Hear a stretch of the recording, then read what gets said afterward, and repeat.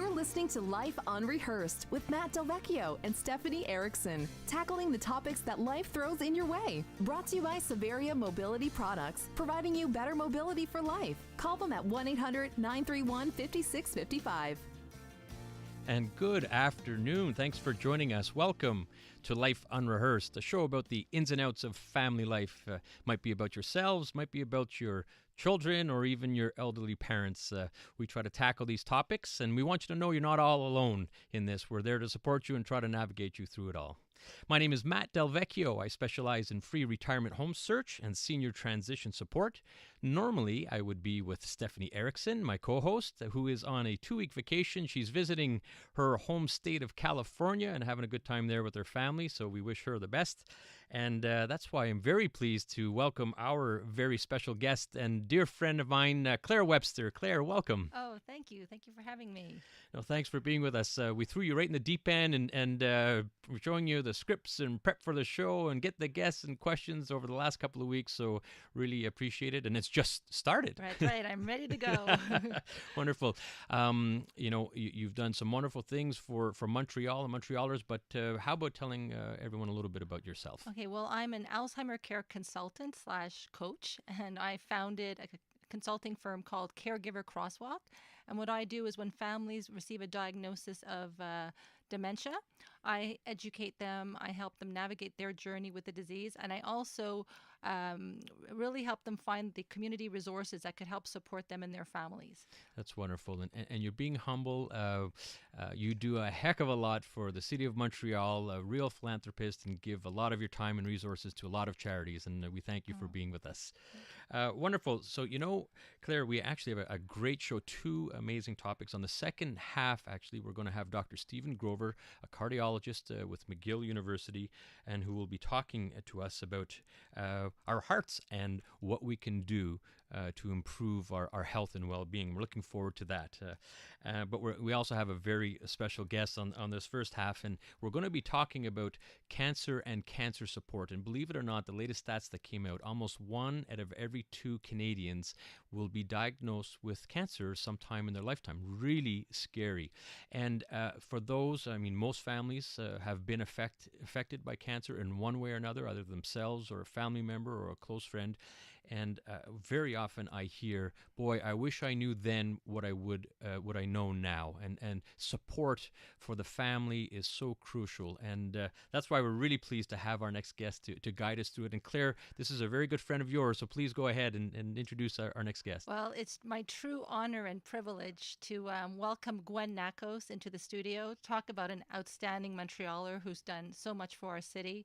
Gwen is the founder of Cedars CanSupport. And welcome, Gwen. Thank you, Claire. Welcome, Gwen. Thanks for joining us. Thank you, Matt. So, Gwen, tell us, what is CanSupport? I think Matt in his intro kind of said what the 3 words that are so important. 4 words, you are not alone. And every cancer patient and the family, because they say when someone gets cancer, the whole family gets cancer. What we want to make sure is that all the patients and their families who come through our hospital realize that they're not alone, that there's a myriad of services and support available to them in addition to their conventional treatment that they're receiving from the doctors. Right, and CanSupport is based at the MUHC, correct? It is. Okay, at the New Glen site. It is at the Glen. And we're going to talk a lot about the services that are offered, and you are the founder of Cedar CanSupport, and wonderful. But I think what would be interesting is how you got started in this. Well, I guess it's probably the obvious. I was a cancer patient myself, and I was 38 years old at the time. My son had just turned 1 year old, and I was diagnosed with a very virulent, sort of a late-stage cancer. And when I would sit in the waiting rooms, waiting for a treatment, waiting to see a doctor, I just would see a sea of lonely faces out there and frightened faces. And I was very blessed to always have support with, a friend or a family member with me. But I felt as though the majority of the people seemed very alone out there. And I thought that, well, I think it just resonated with me. And then 3 weeks after my surgery, a nurse had asked me to go see a patient who was going to have a surgery similar to mine the next morning. And the nurse said, this woman was beside herself with concern. She asked me if I would go in and speak with her. I said, I'd be happy to. I didn't know what I would say, but of course I would go in. And the woman asked me, many, many questions, and she said, thank you very much. The nurse went in, came out, and said, you helped her so much. I thought, wow, if I could help with so simply, there's something more out there. There's a need out there. And thus Cedars CanSupport was born. Yeah, very Yes, good. yeah. Hats off to you. Very, very noble cause. Okay. And prior to CanSupport, had there existed in Montreal any other type of support services of this nature to help patients? Yes, but not at the McGill University Health Center. When I started, it was still, the Royal Victoria Hospital. There was something at the other hospitals, but some of the other hospitals, but nothing concerted at the Royal Vic. And then when we amalgamated with the Montreal General, and we moved to the new hospital, all of our services have expanded and become more inclusive of everybody. So can you tell us what types of services are offered for families or for individuals who are going through? Oh, where do I start? We offer everything from educational support. So somebody can come in to our resource center or to call and say, I need information on such and such type of cancer, or what should I expect as a side effect from chemo or radiation therapy. So we have thousands and thousands, tens of thousands of pamphlets and brochures and information for people. Plus, we have a dedicated on-staff person who is an expert in educational materials and education. We offer free wigs and turbans to our patients. We have support groups.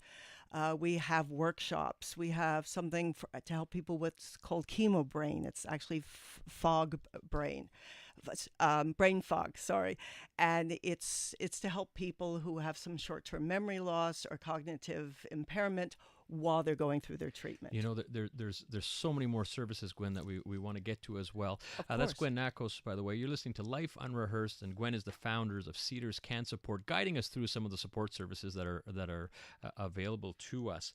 I know there's some wonderful support groups also offered by Cedars CanSupport. Can you get into some of those? Yes, we have one for coping called Coping Skills, both for patients and for caregivers, really to help them on the day-to-day, how to cope with this diagnosis of cancer to the individual and within the family.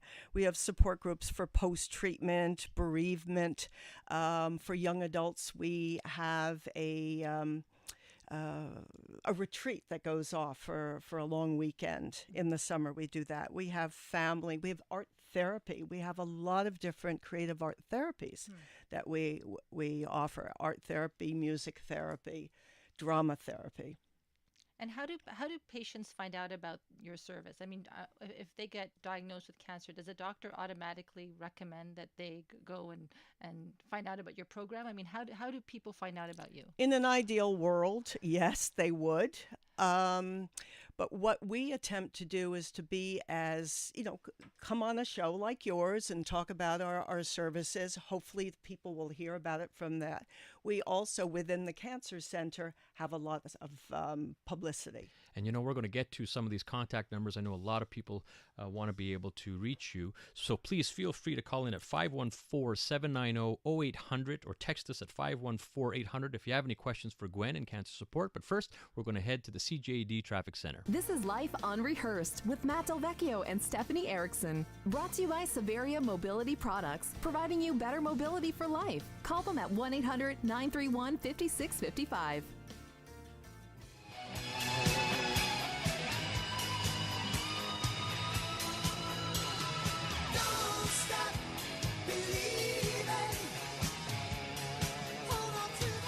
Well, there's an appropriate song for Gwen and all the many families that you serve. Don't stop believing. You're listening to Life Unrehearsed. We have Gwen Nacos, founder of Cedars CanSupport, with our special guest host, Claire Webster. By the way, if you do have a question for Gwen on some of the support that's offered by Cedars CanSupport, please call us at 514-790-0800 or text us at 514-800. Now, Claire, just before traffic, you had an excellent question that I think a lot of people want to know.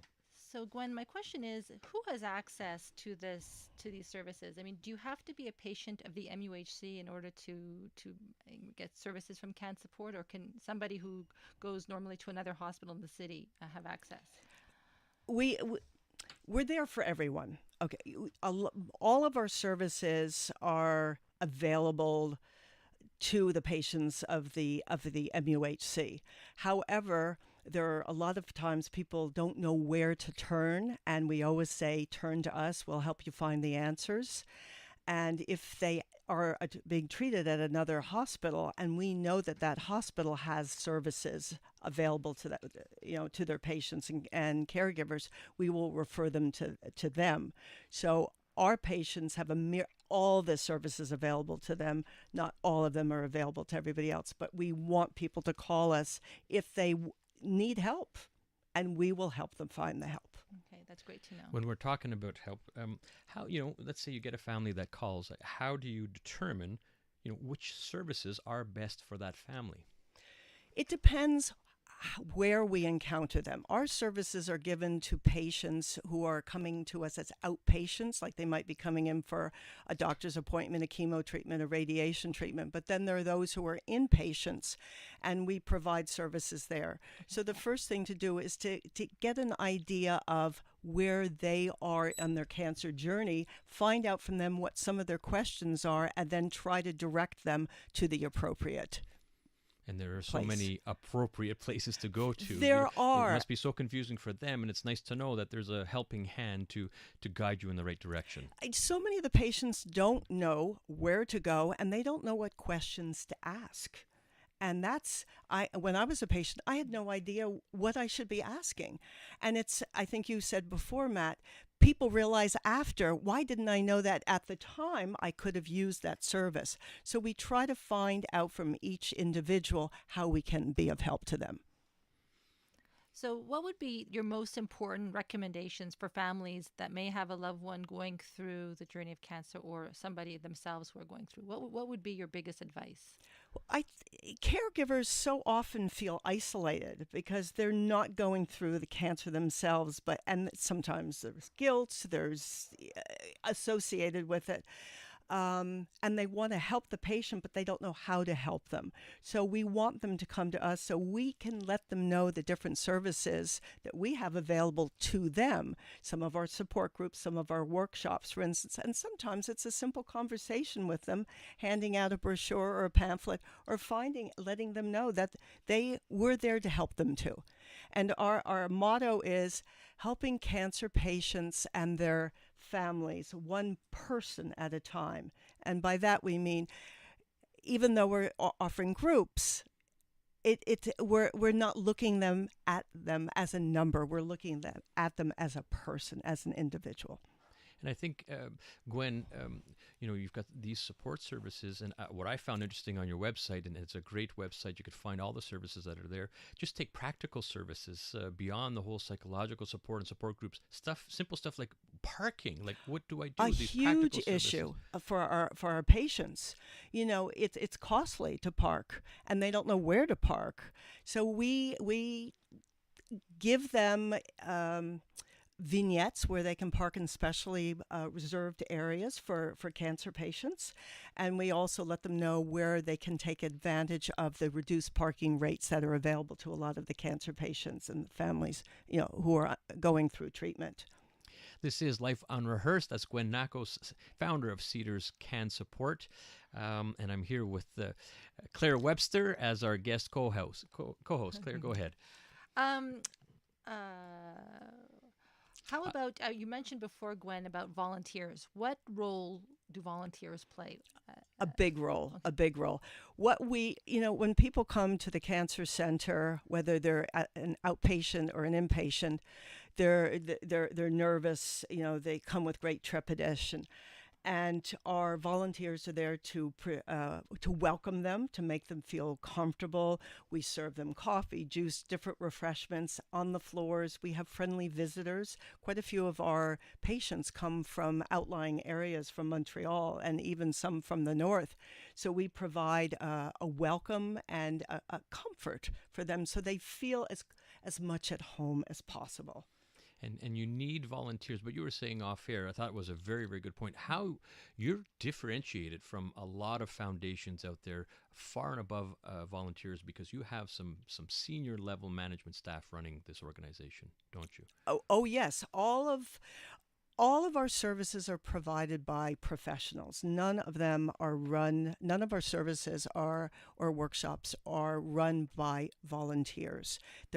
We might have a trained volunteer as somebody collaborating, they're assisting, but and I think we're unique in this respect, that all of our workshops and support groups are provided by professionals, on staff people. Even all of our complementary therapies are all delivered by professionals.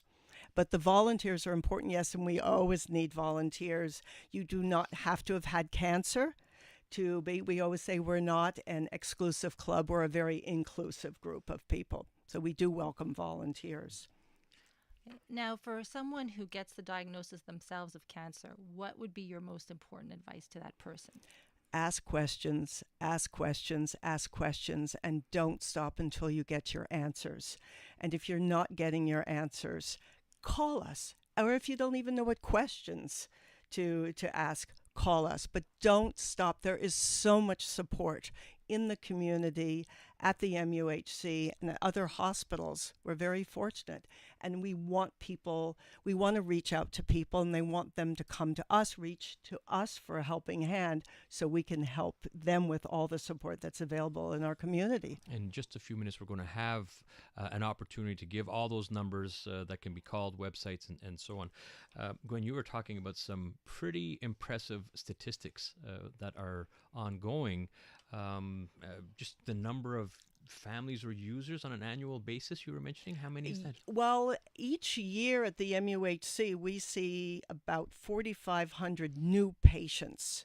Incredible. It really is. There are between 85 and 90 chemo treatments given per day. And you multiply that by 5 days a week times 52 weeks a year, the numbers are overwhelming. And you multiply that, that's just patients. Imagine the number of family members, and it becomes exponential numbers. And that's only new patients. And each new patient, of course, is going through different things, radiation, perhaps surgery, perhaps chemotherapy, or a multitude of them.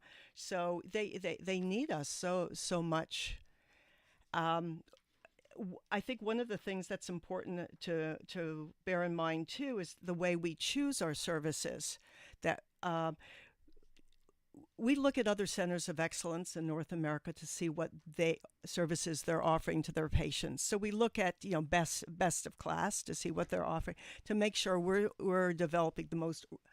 offering the most relevant services. And also patients will ask us, caregivers, do you give this? Do you get that? Why don't you do this? Why don't you do that? So when we feel as though there is a need out there, we will develop a new service to meet those demands. It's just really when I didn't know about it, and when we started first talking about it, and as I got deeper and deeper, Claire, you were saying the same thing, right? It's just an amazing service. It's an amazing service, and I'm assuming because it's a not-for-profit organization, a charity, is there a cost to people to do this? Oh no, our services are totally free of charge. Free. Yes. We're funded through the Cedars Cancer Foundation. And in fact, I had coffee with the chair of that foundation, Mark Sakely, who's Yes. listening today. I know he is, and he's a big fan of yours. Speaks very, Thank very you. highly of you. Thank you. All right, we've already run out of time, Gwen. So let's get some contact numbers. Where can people reach Cedars CanSupport, yourself? Let people know. Okay, I ideally drive to web, cansupport.ca. Very important, the CA. CanSupport.ca. Our services are listed there. Every ways that people can reach us. If people want to call us, it's 514-934-1934, which is the general number for the hospital, and we're extension 31666, and it's Cedars CanSupport. and also Cedars CanSupport at muhc.mcgill.ca. Okay, great. Thank you so much, Gwen, for being. We're really privileged to have you. And Thank you, Matt. appreciate Thank that. you, Claire. Thank you, Gwen. Coming up next, a very interesting segment, Dr. Stephen Grover, Professor of Medicine at McGill University and Director of the McGill Comprehensive Health Improvement Program. He's going to be providing some invaluable information as to how we can improve our health. But let's first go to the CJAD newsroom. This is Life Unrehearsed with Matt Del Vecchio and Stephanie Erickson. Brought to you by Severia Mobility Products, providing you better mobility for life. Call them at 1-800-931-5655. Listen to your heart before.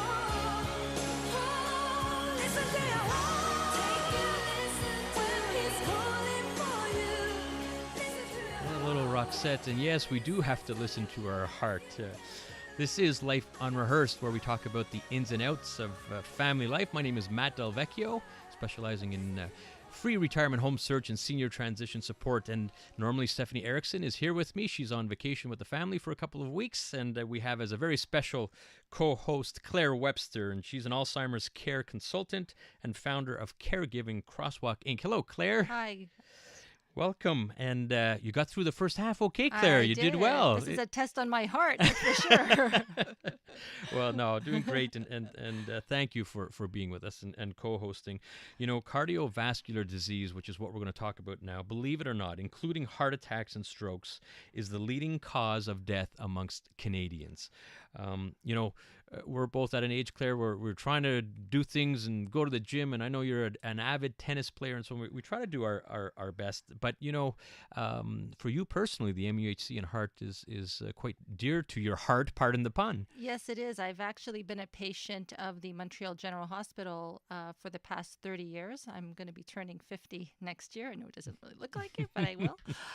But I've been a patient since 19. I'm about 3 years from now, I will have my 5th pacemaker put in, believe it or not. Wow. Kind of like a very famous patient at the Montreal General. But I suffer from 2 conditions. One is called sick sinus syndrome, and the other one is called atrial fibrillation. And so I'm very dependent and will always be dependent on the services of the MUHC. Yeah, no, that's great, you know, and that was pretty something unknown, you know, and good for you for coming out. I know it's been a concern of yours, and you're being well taken care of at the MUHC.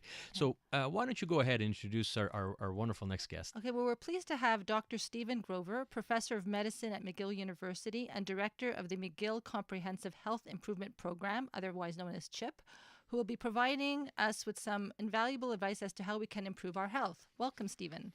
Hi, how are you? Nice to be on the show. Oh, so thank you for being here. Can you please tell us, what is CHIP?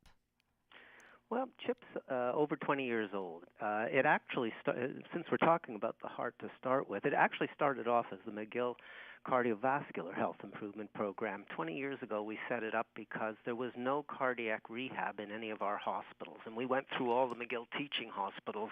Nobody had the space, nobody had the resources, and we realized we just had to set this up as a not-for-profit outside of the hospital. As time went on, we realized that a lot of the things we were teaching people at CHIP, which included weight management, lots of exercise, healthy eating, smoking cessation, how to sleep better, manage stress, etc. We realized that a lot of what we were doing really was relevant to a lot more than just the cardiovascular patients we were seeing, and we were using it now for patients with diabetes or people who are trying to prevent diabetes. This year, there's a cancer rehabilitation program that's in place to help people get back to full health following a diagnosis of cancer.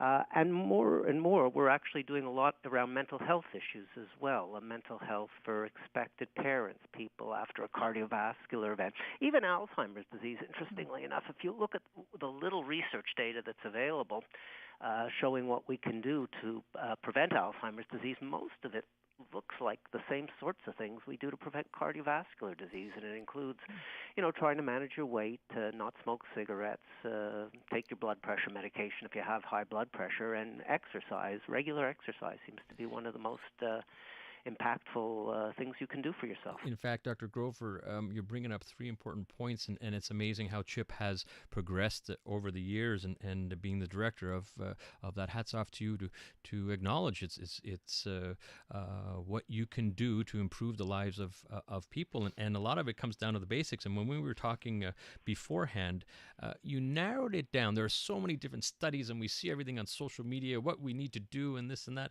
But you narrowed it down nicely into, if you could say, what are the three most important things that we can do to improve our health? You just touched upon them, but I'd like to expand a little bit on that. It was, stop smoking, watch your weight, and exercise, I think, is what you're saying are the three most important things. On the exercise front, Dr. Grover, you were saying it was quite interesting because you set targets and goals, but I think you're very simplistic in your approach. You had mentioned something about just trying to be reasonable with your goals when it came to exercise. Yeah, I think you're absolutely right. I think the key to changing anything in your lifestyle is to somehow make it fun and enjoyable. And if you make things too difficult for yourself, the likelihood you're going to be able to continue to do it for any length of time is pretty minimal. When they go and they survey Canadians, for instance, and this is true in the United States as well, and they ask them how many people, exercise 150 minutes a week, and by exercise they mean just moderate walking, not even vigorous exercise. About 50% of Canadians say they do this, and then they go and they put a Fitbit or some sort of a digital tracker on people, and they find out it's anywhere from 5 to 15% actually do it. We really overestimate how much we do, and most of us don't find ways to make it fun and engaging and a part of our regular life. And that's really the tricky part of what we do at CHIP. Telling people to exercise every day sounds so ridiculously simplistic, but unfortunately it is simplistic, but it doesn't work. Dr. You really have to do something more. Dr. Grover, can you explain also what role does stress play in terms of cardiovascular illness? I mean, so supposing we take care of our eating, we exercise, but what is the role that stress plays? That's a really good question. The research data over the years has gone back and forth, and nobody really has a clear-cut answer to what extent increased stress in your life can actually increase the risk that you're going to develop cardiovascular disease. And a lot of us are not convinced it really is a major risk factor. However, it clearly is a major risk factor for being able to live a healthy life. Give you an example. If you're stressed out and you're not sleeping well, we know that poor sleep is one of the fundamental reasons people don't exercise. They're too tired. So it can really be a very vicious cycle. And even if the stress itself does not cause the heart attack, it's part of the whole package to having, sort of a balanced life where you can carry out reasonable activities each day because you've got the energy and the wherewithal to do it. You're listening to Life Unrehearsed, and we're listening to Dr. Stephen Grover, Director of the McGill Comprehensive Health Improvement Program, or CHIP. Dr. Grover, some fantastic information. And we had talked about diet. You mentioned that weight is important, and the importance of diet is important, but not as important as one would think. Is that correct? Well, when I say diet, I mean any specific food. In other words, cut out salt, cut out sugar, cut out fat. As much as possible, it's nice to maintain a healthy body weight, but most of us can't do it. The fact of the matter is only about a third of Canadians are in that ideal body weight range. Another third or so are overweight, and a third are frankly obese. And we really don't have the tools to help really overweight people lose a lot of weight. But the good news is losing 10 pounds can make a huge difference from a health perspective. Obviously, it really can. And there's a stat that, and it may be a bit fear-mongering, and we're going to tackle this right after a traffic update, but somewhere in the range of 50% of the population will develop cardiovascular disease, and I think that may be misleading. Let's head to a traffic update, and we're going to hear a little bit more from Dr. Grover on that stat. This is Life Unrehearsed with Matt Del Vecchio and Stephanie Erickson. Brought to you by Severia Mobility Products, providing you better mobility for life. Call them at 1-800-931-5655. Don't tell my heart, my aching, breaking heart, just don't Well, who would have thought you'd heard Achy Breaky Heart on CJD? Well, you're going to hear it on Life Unrehearsed. Welcome back. Thank you. My name is Matt Del Vecchio. I'm here with Claire Webster, and we have as a really special guest Dr. Stephen Grover, Director of the McGill Comprehensive Health Improvement Program. Dr. Grover, thanks for being with us. And just before traffic, we talked about a figure, and it may be a bit fear-mongering, that about 50% of the population will develop cardiovascular disease. But I think you brought up a point in our pre-call about that might be a misleading figure. Well, I think it's true. I think the fact of the matter is we're all going to die of something. And if you're going to talk about mortality, most of us at the end of our life, a cardiovascular event is the thing that does us in. But it doesn't mean that to me is not the cardio. You know, if somebody in their 90s passes away and you say, well, his heart gave out, I don't feel like there's anything that we would have done differently. I think that's a great life. On the other hand, if somebody's having heart disease or a stroke in their 40s, 50s, or 60s, I think that's a problem. And those are the individuals that we can really help, and those are the ones we should be focusing on. I think one of the things that frustrates me when I see people fussing about the amount of salt they eat or whether they should have a piece of red meat, particularly if they're in their 60s, 70s, or 80s. I just don't think any of those things are going to make much of a difference whatsoever. Their effect is just too tiny if it's there at all. And a good example is saturated fat. We've beaten that one to death over the last 40, 50 years, and none of the studies where they reduced the fat intake that individuals consumed had any impact on their life expectancy whatsoever. So I think heart disease is something, you know, it's certainly important, and it's certainly something that's preventable in young people in terms of not smoking, exercising regularly, and trying to maintain a reasonable body weight. And the same is true of diabetes, by the way.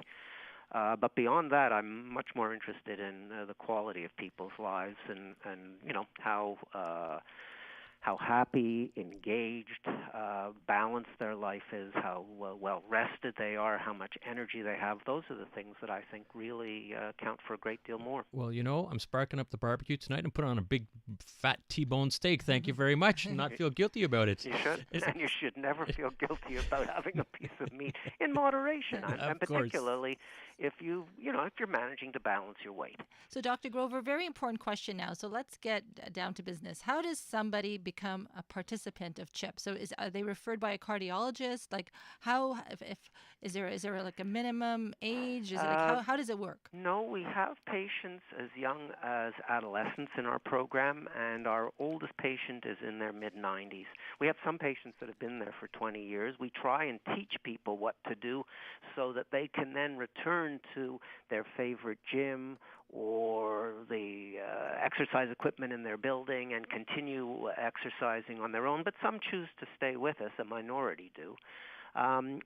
Basically, anybody can join CHIP with or without a doctor's referral. I think it's important to keep your doctor in the loop, and if you want us to, we will certainly send your doctor a report about your progress, regardless of whether your doctor sent you. But about 50% of the patients who come to CHIP come because a friend went, or someone says to them, gee, I know somebody who's been to CHIP, and this is a place you should go if you want to try and lose weight, or you want to try and recover from some acute illness you've had. So really, all you have to do is go on the website, call up the number. Okay, and where are you located? We're in the Snowden Y now. Okay. We've been there for about 6 years. Over the years, we've been like gypsies. We tend to be in a place for 5 to 10 years and then move on. We've never had our own space as a not-for-profit. We don't have that capacity. But the Snowden Y has been very decent to us, and really is a wonderful place for us because they've got superb facilities, great parking, and it's an easy place for people to come and pretty much do just about any type of exercise. And is there a cost? Is there a cost for this program? There is a cost to CHIP. As a general rule, you're looking at something in the ballpark of, let's say, the sort of standard program that most people will do will be a 12-week program, and it'll run something of the order of about $1,200. However, we have lots of people who only come for a month. Anybody can come to CHIP for a week and try it for free and decide whether this is the right sort of program for them. So there really is no risk to coming out and meeting everybody. And what makes CHIP fairly different from other programs you'll go to is all of our kinesiologists, our number one kinesiologists, they've all got master's degrees, and they know how to exercise people with a wide range of medical problems, from heart transplants to cancer to Alzheimer's disease, Parkinson's disease. They know how to exercise people safely, and that's what's really, really important. It's full broad coverage. Dr. Grover, we're already at a time. Where can people phone or find a website for CHIP? The website is chiprehab.com. That's CHIPREHAB, rehab. chiprehab.com, or you can call any of the kinesiologists at CHIP at 514 489-6630. Well, thank you very much, Dr. Grover. We know you came in from vacation for this interview, so we really appreciate your time.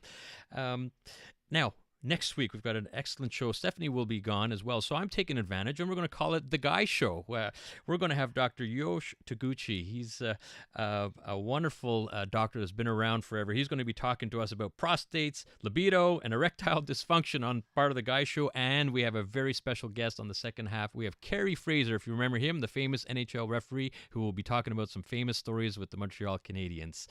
But first, we're going to head to the newsroom shortly. Thank you for listening to Life Unrehearsed every Sunday, 4 p.m.